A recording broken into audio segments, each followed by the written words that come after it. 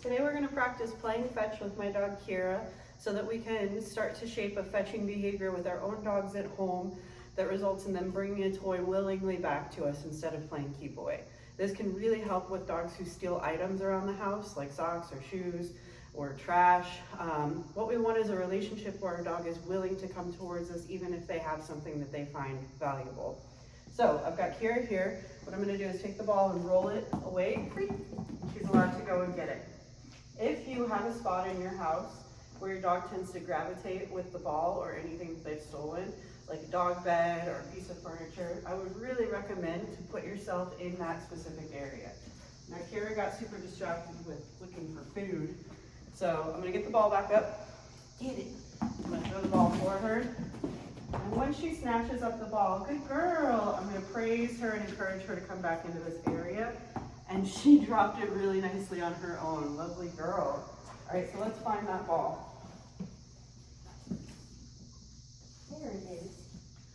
There it is. So I'm going to roll the ball for my dog. She's going to chase and get it, and I'm going to praise her and encourage her to come back in my direction. I'm going to do some petting. If she runs away with the ball, I'm not going to chase after her. I don't want to play keep away with my dog. In fact, I want them to be willing to bring the object back to me really nicely.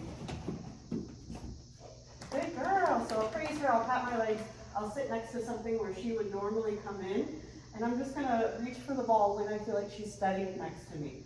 Petting her body and talking to her for a few seconds before is never going to hurt anything. In fact, I would consider that a buffer before you take the reward back so she doesn't think that bringing the toy equals losing the toy. Get it. So I'm going to roll the ball for her again. Good girl. I'm praising, I'm petting, I'm encouraging, and she put it right in my hand. Lovely. Get it. Do not get up. Do not chase after the dog. Do not move towards the dog. What we want is the dog to bring the toy into us, even if they get a little bit distracted or like possessive or playful along the way. So I'm not moving towards her. I'm waiting for her to come in towards me and waiting until she's willing to give the ball up very easily. Get it. The reward for giving the ball up is that she gets the ball back. Good girl. So I'm going to praise. I'm going to pet. Nice lady. I don't even necessarily have to touch the ball right away. When I feel like she's steady and stable next to me, I'll grab it. Yes. Let's start to talk about an out command or a drop it command. We can start to add that as soon as our dog is willing to hang out next to us. So I'm going to pet her, build her up, and then I will tell her out. Yes, and that means she gets the ball back. Letting go of the ball produces the reward coming back to you. Good girl, good girl. She brought it back onto the bed. See, that's such a normal reaction for dogs, is to bring it into their like safe zone.